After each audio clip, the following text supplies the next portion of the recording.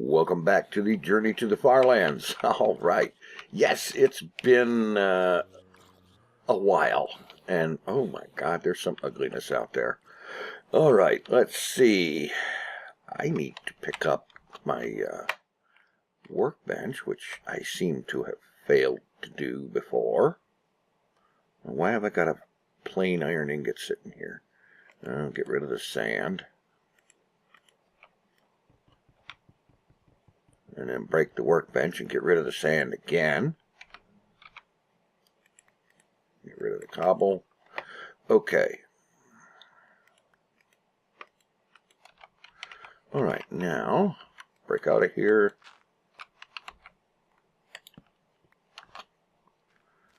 Burst away from the door. Make sure that none of that zombie sound is out here. I suppose it wouldn't be because daylight and all that, but yeah, okay. Now, let's see, there's the sunrise, and I am headed to the west, which is this way. And so, here we are, moving onwards to the FarLands. Traveling in Minecraft Beta 1.7.3. Headed to the FarLands of Minecraft, talking and raising money along the way, answering questions and so on. Raising money for Child's Play charity, which is a good, worthy organization to raise Child's Play, to raise money for, to raise Child's Play for, whatever. I don't know what I'm saying. I'm just flapping my lips and sound keeps coming out. Anyway, yeah, moving along here, and the very first thing is to address a question that happens extremely often, which is, why such an old version of Minecraft?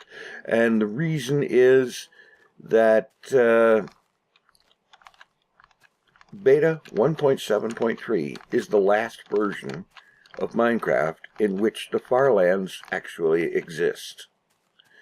I know there's mods and whatnot that'll put it back in modern versions, but that's okay.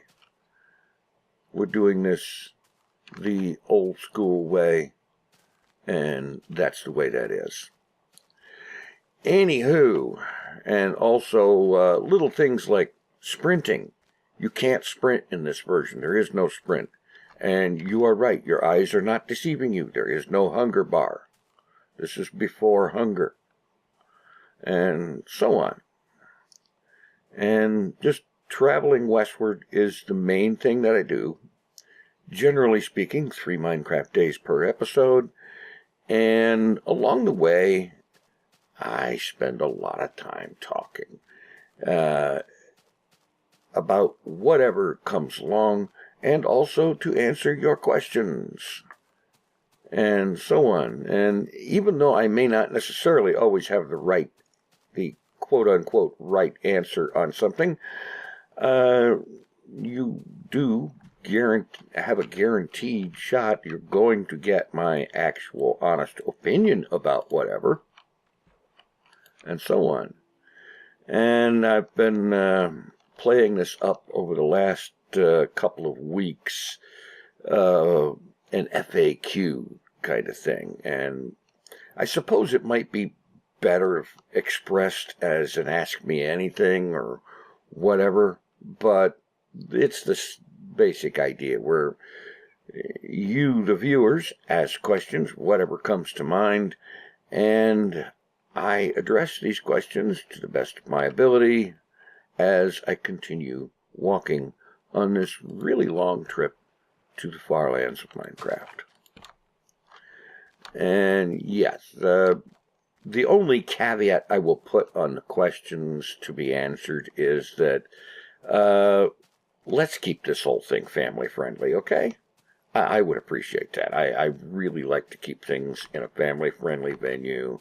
So let's not have something that, well, you're familiar with the stereotypical overprotective mother with very young children. If she would slap the snot out of you for saying it in front of her kids, then it's probably not something you want to say here. And it's definitely not something that I will address here. So other than that, let it rip. And we'll get to things. Now, the questions have been very nicely, thankfully, piling up for the last, blankety blank, for the last week or two. And at this point, there is, I believe, a little over 60 lined up to get taken care of. So it's time to commence with the answerage of questionage and so on. I just have to navigate this something of a minefield of holes here to get past all of this garbage. All right. Let me look at my notepad file here. Rory Thompson asks, what kind of car do you drive? Do you have any close neighbors? And we know your internet is slow, but what kind of connection and speed? Okay. All right, what kind of car do I drive? This is it's a 1993 model Buick Century. It's a four-door model, 3.3-liter engine, and when I got the car in 2005, at that point, it already had 312,000 miles on it.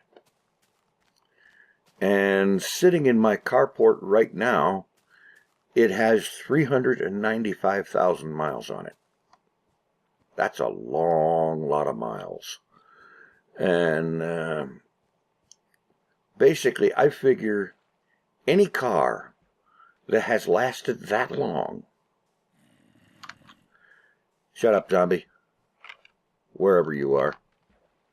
Any car that's lasted that long, that have that many miles on it, is probably not a lemon. I would basically say that when it comes to cars, time is the lemon filter. The longer it exists and functions well, the more likely it is not a lemon. And given this car is a 1993 model, and here it is 2019, excuse me, I would say that it's definitely not a lemon.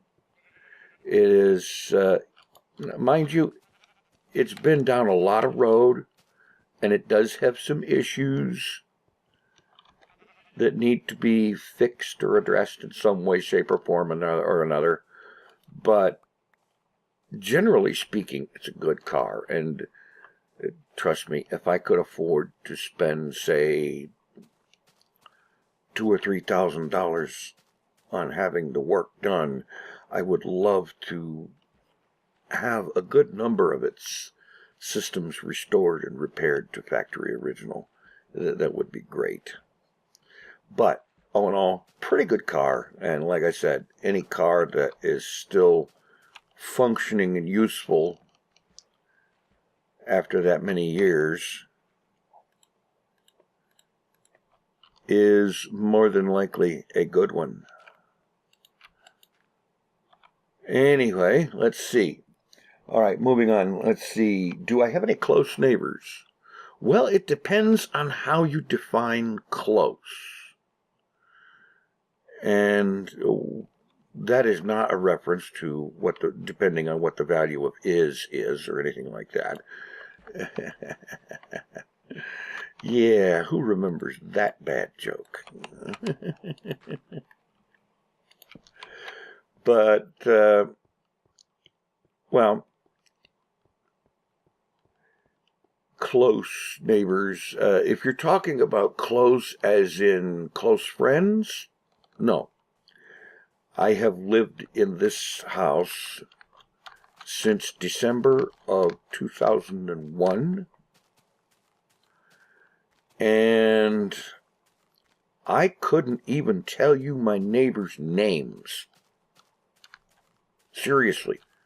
I don't even know their last names, and that's in most cases, printed on the mailbox around here. Seriously, I don't.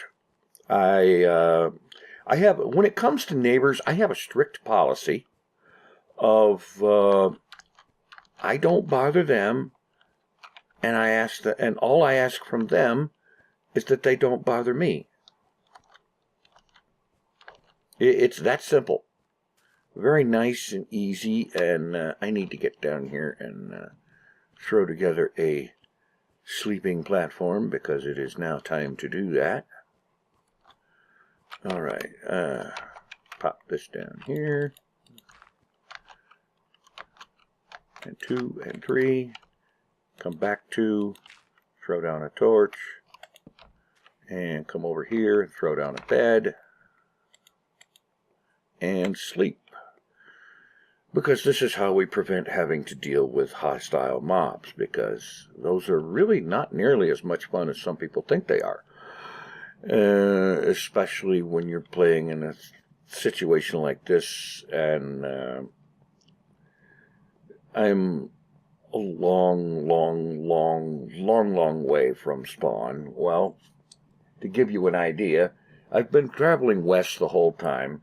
The size of the world right now is 6,187.34 megabytes, and most of that is a strip a few chunks wide and many chunks long. Yeah. And so on. And no doubt someone will ask, well, why don't you just hit F3 and show us how big the world is there, how far you've gone? Don't do that. The proper way of farlanding is the pressing of F3 is held in reserve until such time as a fundraising goal is reached. And so when the fundraising goal for Child's Play charity, which is $6,346.45, once that is reached, I will be more than happy to schedule a live stream event, regardless of the terrible quality that it would probably be video-wise, and seek out an appropriately epic spot somewhere along the future journey, and make a big hairy deal of pressing F3 and getting a screenshot of it, and so on and so forth, to find out how long I've gone. Now, the last time this was done was in March of 2017, I believe it was. And at that point,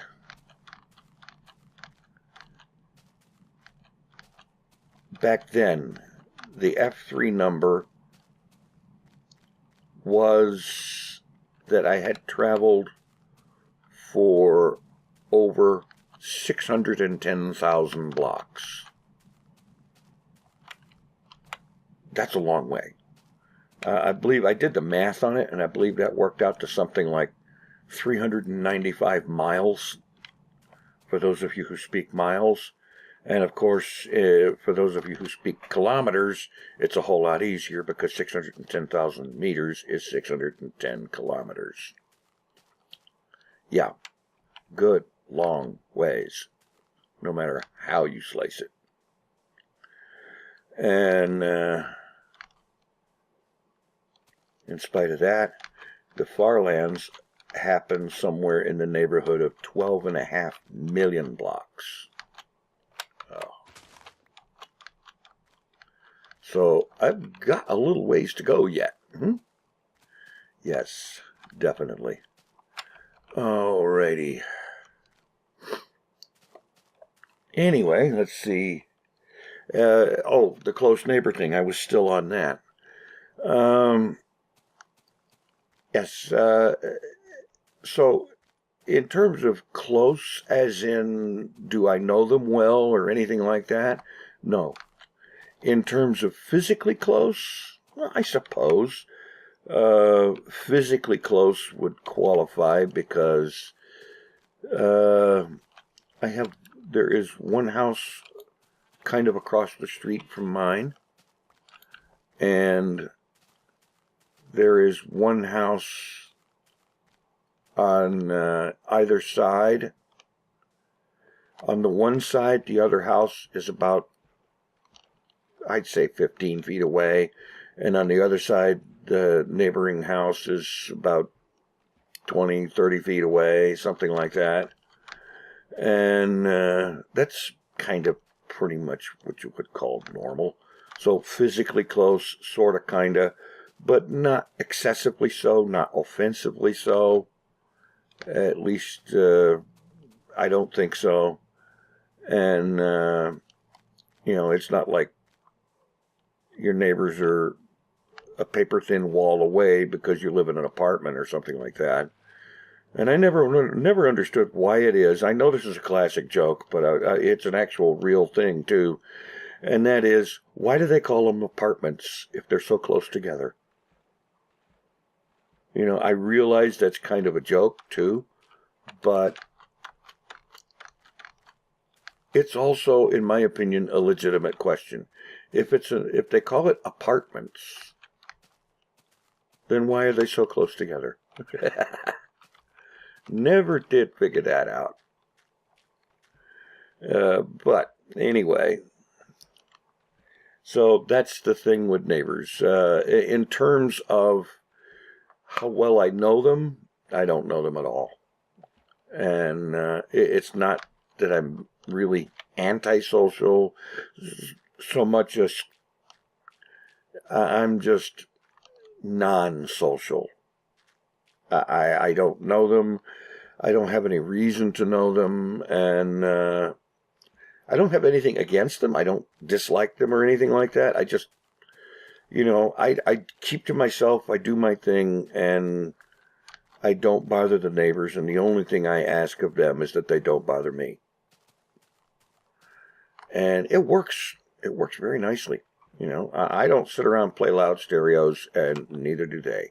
I don't sit around and work on cars and race the engine like crazy, and neither do they, thankfully. Oh, come on. Come on. I see you moving. Come on, move. I know I could get out and kick the boat, and then I'd probably have to chase it across the bay. No, thank you. There we go. There we go. Rocking on. So that's pretty much what we got there. Okay, and the last part of that one, or the third in that collection of 3 questions, is we know your internet is slow, but what kind of connection and speed? All right.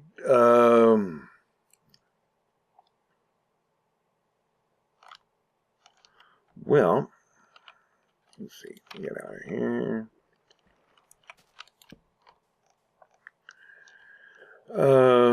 Let's see. The connection is your basic ADSL connection, and it comes via the phone company. So the phone company, CenturyLink, is also my internet provider, and the internet signal is basically piggybacked on the telephone line. So anything that physically damages the telephone line is also going to hose the internet connection something fierce. And the connection itself, the rate, I can actually show you a screenshot of that information right here. The connect rate up and down. It works out to, allow for some overhead. And what the phone company guarantees is that the download rate is up to 10 megabits per second. And the words "up to" are very important in that. And they don't make any guarantee about the upload rate. And the reason that, for me, live streaming is not something, is something that I've kind of, as much as I like the idea of doing it, I've given up. Because the upstream rate shown in that pic is, well, it's not good enough to live stream. You know, I've heard from a number of people who live stream, and they basically set their outbound data rate, their upstream rate, the rate that the OBS or whatever they're using will send to Twitch or whatever. They set that rate to like 2,500 or more kilobits per second. And in my case, my internet won't support me setting it any faster than 512. If I try to set it faster than 512, and I have tried, the result will be massive numbers of dropped frames. And of course, because it's that low, this means that the video ends up coming out ugly and pixelated nonsense that a lot of people look at and say, no, I am not looking at this. And as frustrating as that can be to me personally, I honestly have to admit that I understand fully why a lot of people don't want to look at that. And that outbound data rate is also the reason that I do not produce videos in 720p 60 frames per second or 1080p 60 frames per second. I don't do that. And the reason I don't do that is, well, the file size gets really big really fast when you do that sort of thing. You know, right now I make videos at 720p 30 frames per second. That's 1280 by 720, 30 frames per second. And at that, I'm using 4 megabits per second of video bandwidth in that. And I stop it there because if I use much more than 4 megabits per second, then again, the file size gets to be too huge. And as it is, if I take a 30 to 35 minute video, like for example, this video. In fact, I will note in the description how long it takes to upload. But typically speaking, a video like this one is going to take anywhere from 2 to 4 hours to upload. And if I just, even keeping it at 30 frames per second, if I went and switched this up to 1080 by 1920, or 1920 by 1080 if you say it the right way, if I just switched it up for that, keeping the frame rate the same at 30, then the resulting file size would be something that it would then probably take anywhere from 4 to 6 or more hours to upload. And then heading beyond that, there is, you take all of that, and if I switch from 30 frames per second to 60 frames per second, you take whatever that size is for 30,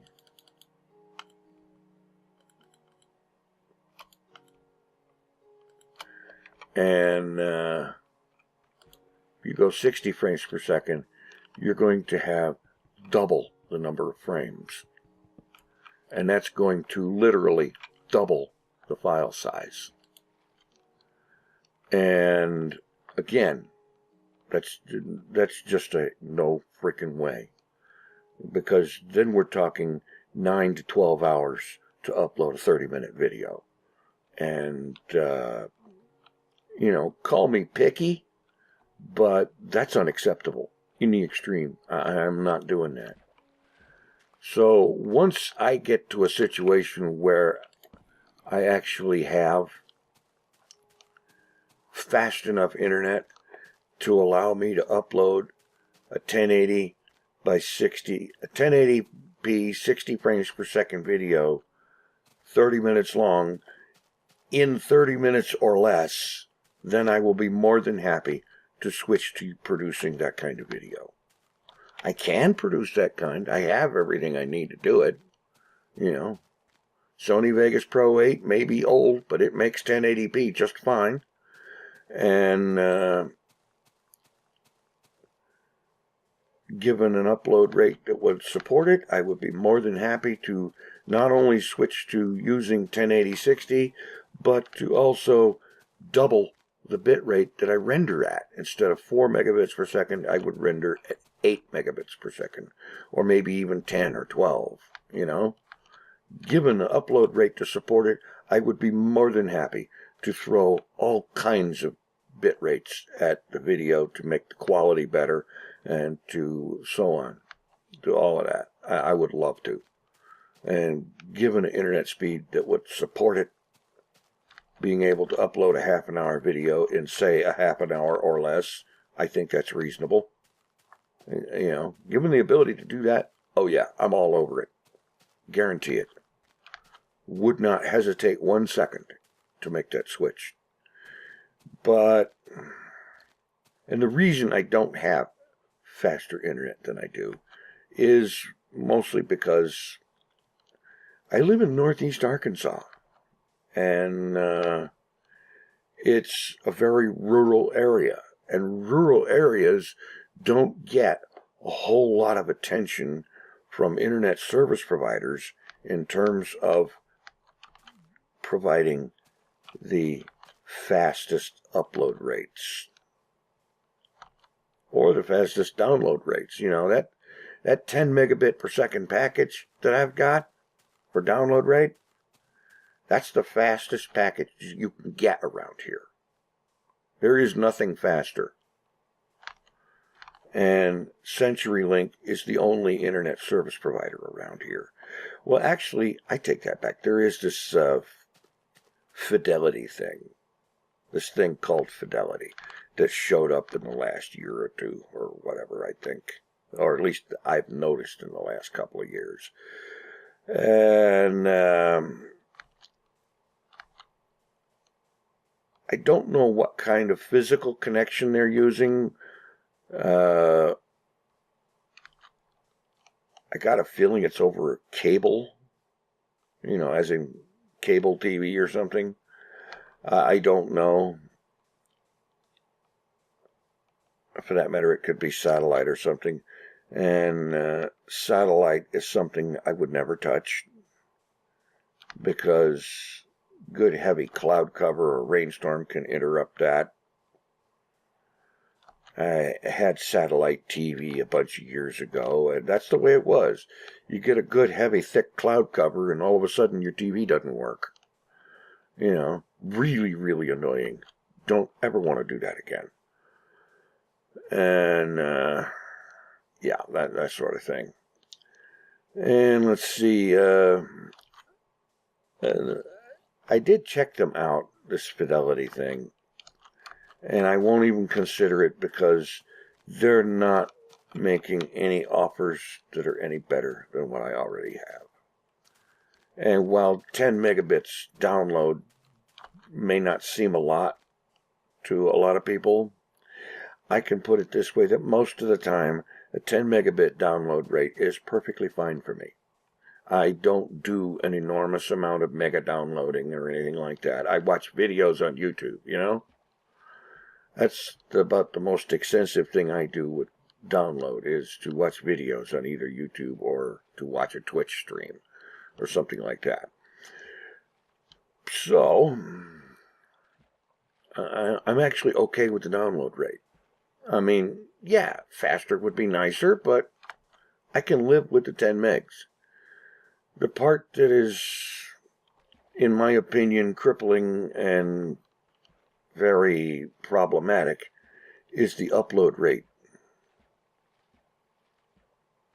And there ain't a bloody thing I can do about that. Ain't nothing around here that will offer any more than I've got. And like I said, this is the highest end package I can get, which is ridiculous, but there really isn't anything to do about it except use what you can and hope that someday I can either afford to move, which would be awesome but very expensive and an incredible amount of work, which honestly, if I had the finances to do it, if I could afford to move, I would give serious consideration to doing so and going so far as to locate likely places to move based on how fast an internet connection I can get at the proposed location. Yeah. I don't have a axe. I need to remind myself to make an axe when I set up for the night, because in the next episode I am going to need to start collecting logs.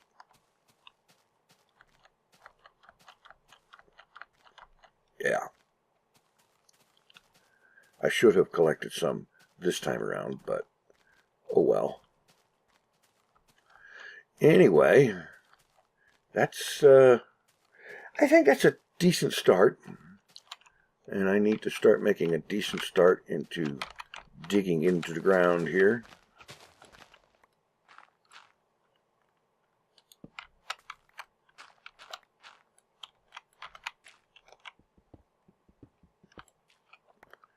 All right, get dug in a little bit here.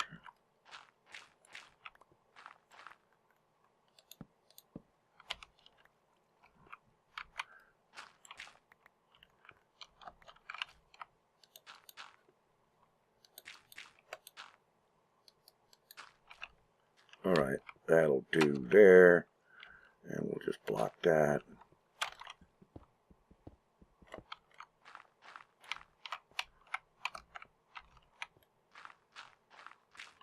Get this all dug out.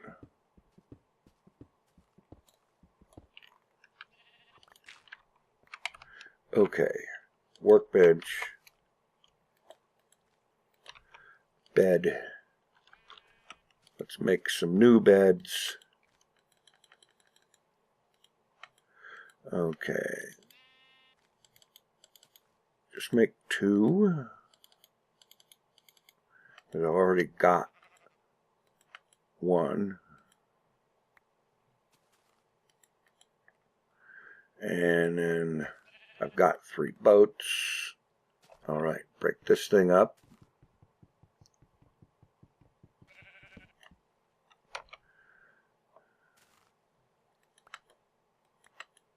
Collect that.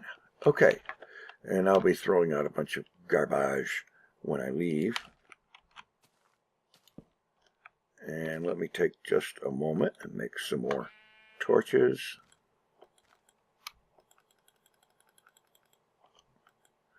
Okay, so that's it, and there is a lot of questioning and whatnot to address in upcoming episodes here of Journey to the FarLands. So be sure to subscribe and hit that goofy, dumb little gray bell for notifications of future episodes, and we'll be back again soon with more. Thanks for watching. Take it easy. I am out of here.